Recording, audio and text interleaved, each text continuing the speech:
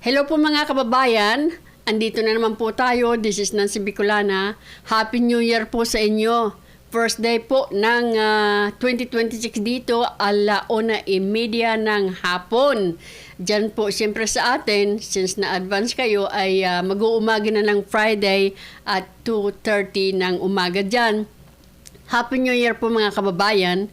Pag-usapan po natin itong nakita ko kasi, ito pa lang si Mayor Magalong ay kumbaga nakausap na niya si late Yusek Cabral noon pa. Yung po mga sagot niya ay parang hindi ko bet kasi may tanong sa kanya kasi yung nag-interview sa kanya kasi merong tinanong sa kanya na bakit kailangan pa kumbaga na pumanaw itong si late Yusek Cabral para makuha ng ombudsman ang mga ebidensya. So, sinasagot po niya yan. At ngayon tuloy naalala ko, napagtanto ko ba na talagang ayaw talaga nilang makarating ito sa mastermind. Kung mapapansin ninyo mga kababayan, at wala itong si Lacson, at saka si Mayor Magalong. Hindi ba laging pinagmamalaki, magagaling silang mag-imbestiga.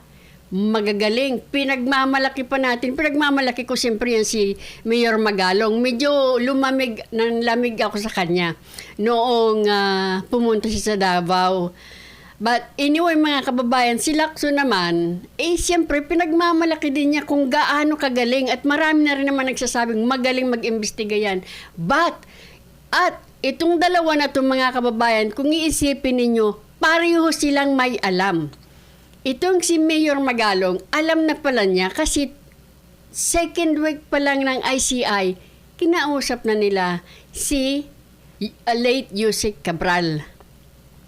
Ngayon mga kababayan, ito naman din si Lacson ay marami din naman siyang alam.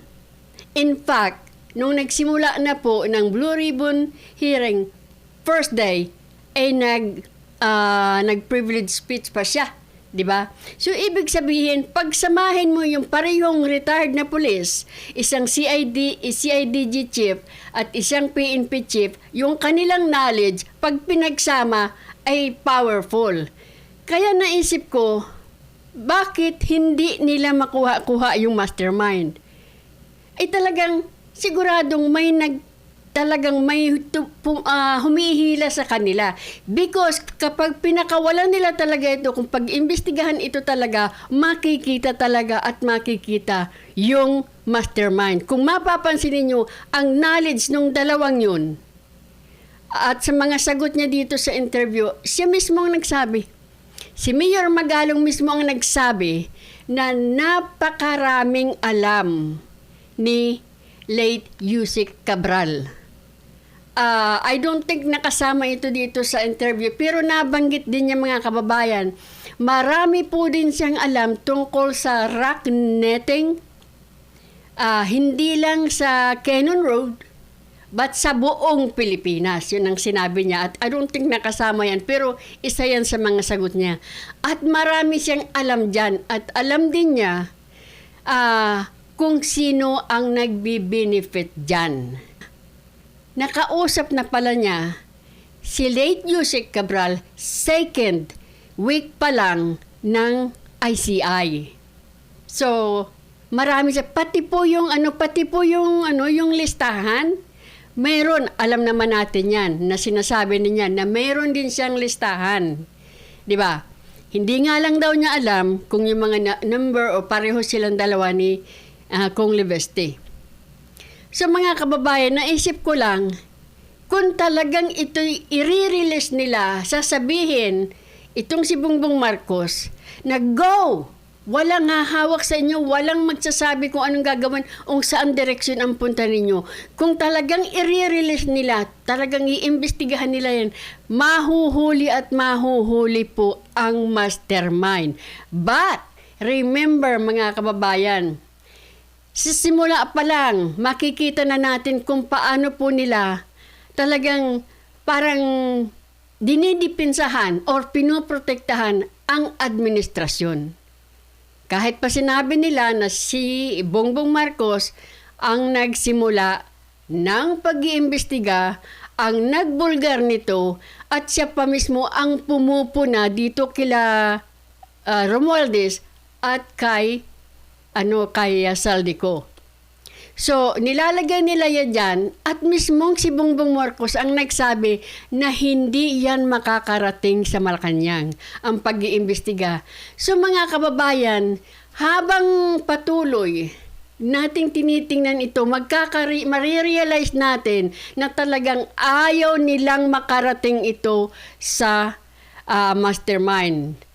They don't want to get to the bottom of this. Kahit na po nandito na tayo sa 2026, dapat wag nating kakalimutan ito, because pag nakalimutan natin ito, para na lang natin silang binigyan ng pahintulot na tayo naman po ang nag-i-elect sa kanila. Parang binigyan natin ng pahintulot na sige, nakawin nyo na lang ng nakawin at maniniwala na kami sa anumang sabihin ninyo sa amin. Pero ang maghihirap po dito, ang babagsakan po nito ay ang mga mamamayan. Ito po, pakinggan po natin si Mayor Magalong. Kasi nga po, marami na pala silang alam. Pakinggan po ninyo.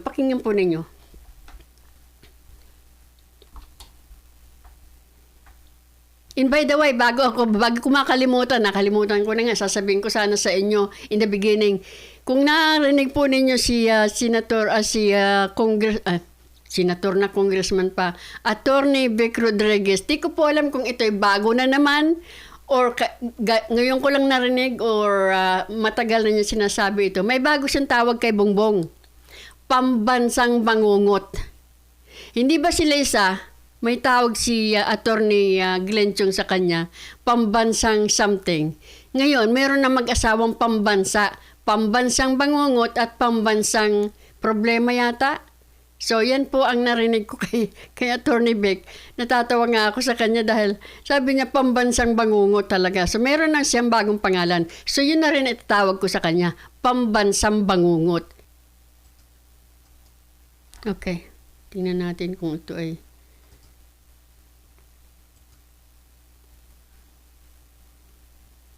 Pakinggan po ninyo yung kanyang mga sagot. Hindi ko po kayang tanggapin yung iba niyang mga sagot katulad ng wala pa kaming kaso nung tinatanong kung bakit kailangan pang pumanaw si late Yusek Cabral.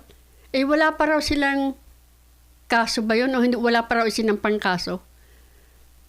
Pero pakinggan na lang natin. Ito po. So you're saying that her knowledge and the pressure, we're speculating here, but tell me what you think.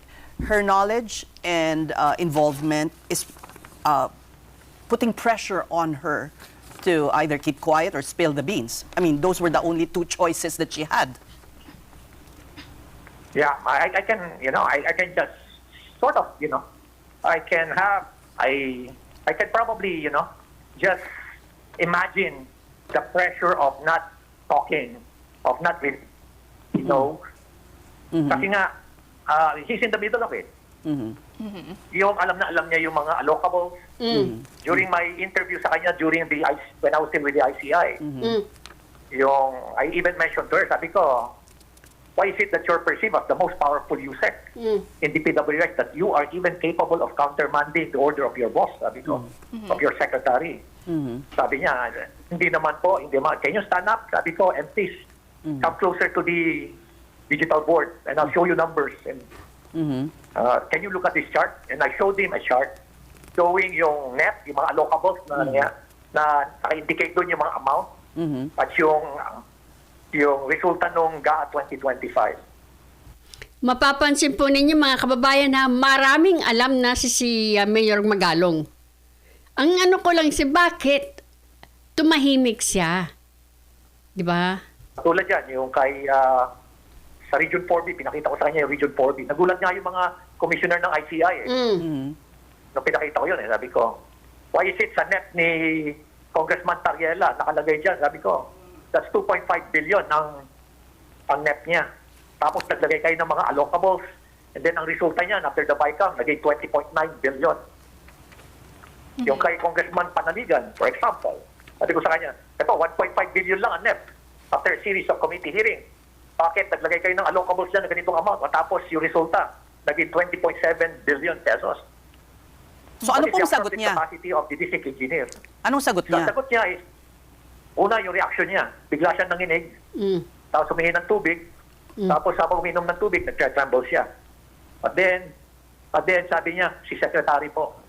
Utos ni Secretary. Okay, so this was the time when you were still at the ICC, the early days, ICI rather, early days of the Yes, ICI. yes, Second week. One question that's Second week. mind-boggling is why the computer and all the documentation, I mean, it had to take her death for the ombudsman to get these evidence. Bakit hindi nyo pa kinuha noong nasa ICI pa kayo? Wala pa kami na-file na case sa kanya. Wala pa na-file na case sa kanya, Ses. Hindi po ba yung computer or any mga items or evidence, hindi po ba yan ay government owned? Kailangan pa ba ng gobyerno na mag-file ng case o 'di ba para ma-secure yung mga ebidensya na yan? Na kailangan pa ba na pagka nagpapaimbestiga ang gobyerno at yung departamento na yun ay may malaking issues, kailangan pa ba mag-intay na kasuhan para makuha yung evidence? Hindi ko alam. Tanong ko lang yun. Mayor, how true is it that Yusek Cabral allegedly wanted to become state witness? This is what Congressman Leviste told us here on the program, that she expressed that she actually wanted to become state witness but she was never offered daw po. During our interview sa ICI, there were no indication whatsoever that he wants to become a state witness.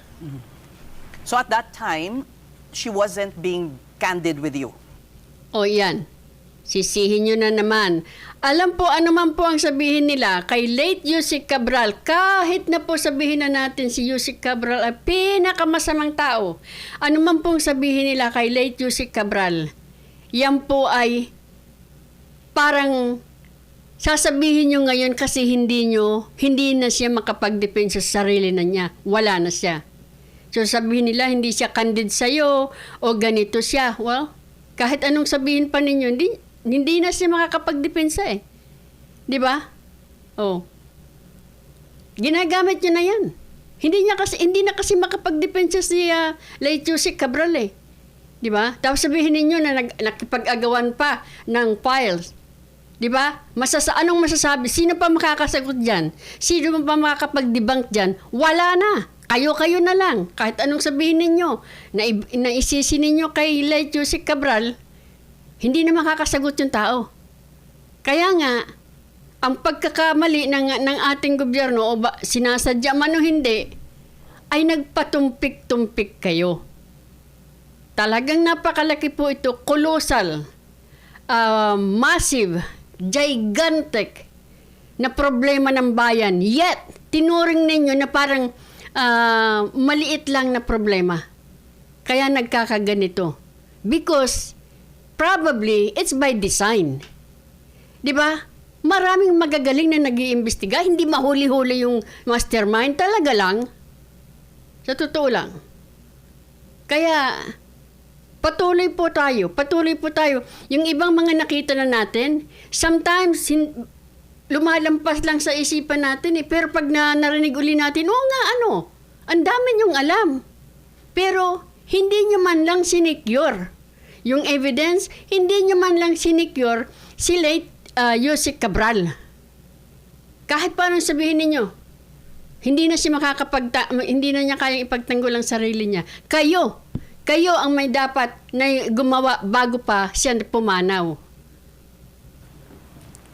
Yes, most probably. And she's hiding a lot of information. Anong sabi ni Mayor Magalong? She's hiding a lot of information. Iyon naman pala. So alam niyo, she's hiding a lot of information. What's the next thing you should have done? Secure the person. Secure the items. Kung talagang yun ang gusto ninyong gawin. Anong pumipigil sa inyo? Di ba? Si Mayor Magalong ang nagsabi, alam niya lahat-lahat. Do not have, as ICI, made that offer to her? Too premature. Yun, tinatanong kung bakit hindi ba pwedeng i-offer yung maging witness protection, nasa witness protection program. Too premature per Mayor Magalong. Ay bakit sila Alcantara? Di ba? Buhay pa si Yusek Cabral noon. Si Alcantara, inoffer nila. Si Diskaya, nag-a-apply na hindi nga nila tinanggap. Sino pa? Kasi nagsasabi sila na para maging taimtim, tunay ang inyong pagbo-volunteer na maging witness protection, ay magsauli kayo ng pera. Iyon po. So anong sinasabing too premature?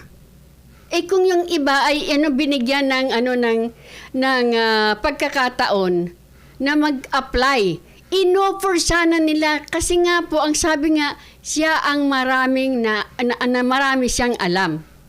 Too premature. But now that, now that she has passed and the ombudsman has her computer and other evidence, supposed evidence, you think that there is a chance to get to the bottom of this once and for all? Pwede rin, siguro. Pwede rin. Bakit pwede rin?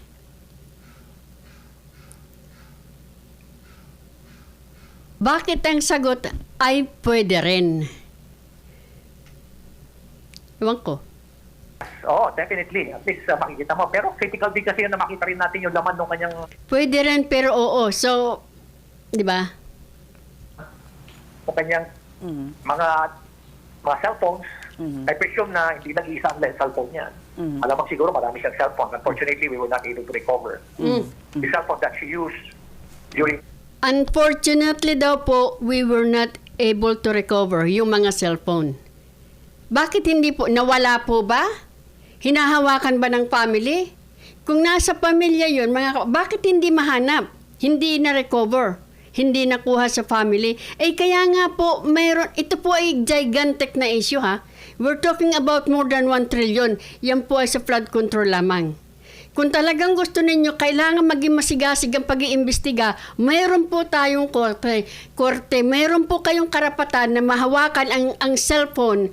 Kahit nasa pamilya pa yan, pwedeng humingi ng warrant sa korte. Hindi po ba? O, baka hindi ko naman talaga alam. Nagtatanong lang. Tingnan po ninyo mga excuse kasi unfortunately hindi namin nakuha ang cellphone. Hindi po kasi ako investigador kaya ako nagtatanong. Hindi ba po pwedeng humingi ng tulong sa korte kung talagang gusto nating malaman ito? Hindi ko alam. During the time of incident. So, what again, just to clarify what you said earlier, nung nag-search warrant, ang owner ng hotel ay sino po ulit? Robin Lee Tan. Okay, who is a very close associate of the congressman. Yes. Ayan, patunay na naman. Mayor Magalong, talagang magaling na investigador. Yun nga pong mga issues sa Ion Hotel, alam na alam niya. What is your basis for saying this? Paano sila close associates? Well-known sila eh. Well-known yan. It's a public knowledge. How so? Kasi hindi po kami public knowledge sa Baguio. Saan po? Sa Benguet. Baguio and Benguet. Yes. Magkasosyo sila sa negosyo o explain it further, Mayor, so we can understand the connection. Well, they have been together for so many years. At karamihan ng mga, sabi nga ng mga taga-Benguet mismo, karamihan ng mga properties na ina-acquire ni Congressman, allegedly, na ina-acquire ni Congressman Yap, allegedly, are in the name of Robin Tan. Okay, so parang front. Yes, yes. All right. Mayor, yes, I wanted to get Ay. your thoughts on this list that's in the possession of Congressman Leviste. Ayan. He says this contains nga, the proponents, the amounts. Have you seen this list, Mayor? Meron ako niyan eh. Yan nga yung pinakita ko sa kanya. Oh. Meron akong similar list. I just don't know if that is exactly the list. Pero I have a list as well showing all the budgets that were given to the district engineers and corresponding legislative, yung representatives. Pati, Yun yung binabanggit ko sa inyo kanina. Oh. Galing din po to kay Yusek Cabral, Mayor? Hindi. Nakuha ko yan from my own source. within the DPWH? Hindi ko na lang siguro sasabihin. Pero nung pinakita ko Yan na nga po ang nagtataka ko sa atin. Bakit ang lilihim nila, lihim-lihim? Itong si Dizon ayaw ipalabas. 'Di ba? Sila ayaw ipakita kung sino mga nandoon sa listahan. Saan mo kinuha? Hindi ko masasabi kung saan. Si Congressman Leandro Ligarda Liveste lamang ang sinasabing, dito ko kinuha, ganit si Vince Dizon ang nag-approve, nakunin ko dito. Ngayon mga kababayan, bakit kahit si Lacson, hindi man sinasabi ni Lacson, may listahan din pala siya. Dapat po yan mga kababayan, wag nila, parang kanya-kanya silang lihim eh. Ay, hindi ko masasabi sa isang ko kinuha. Bakit? Bakit? Public po yan eh. Para gusto malaman ng publiko to eh. Kung maglilihim-lihim kayo, di ba? Tingnan mo ginagawa ngayon ng administrasyon nitong sila Castro, si Vince Dizon. Hindi pa raw niya nakikita yung listahan. Bakit mo hindi nakikita yung listahan na ikaw ang DPWH secretary? Saka ilang araw nang nakalabas dyan. Ito naman si Castro, kailangan daw na authenticate yan. Kailangan daw talagang ganito, bla bla bla. Imbes na intindihin nila kung anong nasa laman noon, ang ginagawa nila, kita mo yung style nila ha, aatakihin nila yung messenger. Instead na titingnan nila yung daladalang message nitong listahan na to. Ayaw nila talagang makarating ito sa dapat datnan ng pag-iimbestiga. Bakit minamaliit ninyo? Bakit ninyo sinisiraan si Congressman Liveste? Bakit now aabot na sa complaint sa Ethics Committee? 'Di ba? Ito po sana ang medyo tigil-tigilan nyo na kung talagang gusto ninyong makarating at maayos makuha ang mastermind. Stop maliitin yung message. Tingnan po ninyo yung message doon. At yun namang mga congressman na ayaw ipalabas yan, bakit? Talaga bang magnanakaw kayo? Or baka naman ayaw ninyong ipakita sa tao o sa iba, ninyong katrabaho, na mas malaki yung nahamig ninyo at yung iba maliit. Yung ba? Hindi ko alam eh. So, tigilan na sana yung ganito. Sana pag kayo mga nagtatrabaho sa gobyerno, lahat ng information, kung ano mang meron kayo, isama-sama ninyo and stop that secrecy. You know? Tigilan na po yung pasikre-sikreto. Hindi ko masasabi sa'yo kung saan ko nakuha ito. Para lang mga timang. Sa totoo lang. Excuse me. hindi dininay ni Juan eh. Hindi nag-deny si Yusek Cabral eh. I know he's very familiar with the documents eh. Hindi niya, siguro nag-isip siya, paano kaya nakuha ni Mayor Magalong ito? Siguro nag-isip siya, kaya nanginig siya eh. Okay, paano how did you interpret her reaction as being, as confirming that that document is legit? Na-intimidate siya eh. Na-intimidate siya. Ayan, yun lang ang kanyang kanyang masasabi. Legit yung kanyang listahan kasi na-intimidate si late Yusek Cabral. Pero yung kay Congressman Leandro, na talagang siya ay nagpunta doon sa opisina ng DPWH at meron pa silang palitan ng, kumbaga, nag-email pa siya kay Vince Dizon, yun ang ayaw nilang paniwalaan. O bakit wala ako naririnig na minamaliit itong listahan ni Mayor Magalong? Because hindi niya inilalabas? Pag inilabas niya, saka niyo aatakihin? Yung pasikre-sikreto mga kababayan ang hirap, dapat alisin na po yan eh. Yung bang magsama-sama kayo sa mga nahanap ninyo, di mag-share kayo, i-share ninyo sa inyo kinuha. Bakit kailangan pa may sikreto? Natatakot? Di ko maintindihan talaga. Agitate siya. And the mere fact na, pa nga siya, very confident pa nga siya nung kinanong ko siya about his perceived as the most powerful USEC. Relax na relax pa siya eh. Pero nung pumatok siya doon sa chart na yon, talagang nagulat siya. Tapos bigla na siya, kitang-kita mo talaga yung reaction. He was bothered. He was really bothered. So, And he never denied it. He never denied it. She never denied it. Yes. she was supposed to have appeared at the ICI but didn't show up. Although there's another version naman from Congressman Leviste that she was not invited. Well, I'm no longer aware of that. Yeah, wala na ako nun. Oo nga.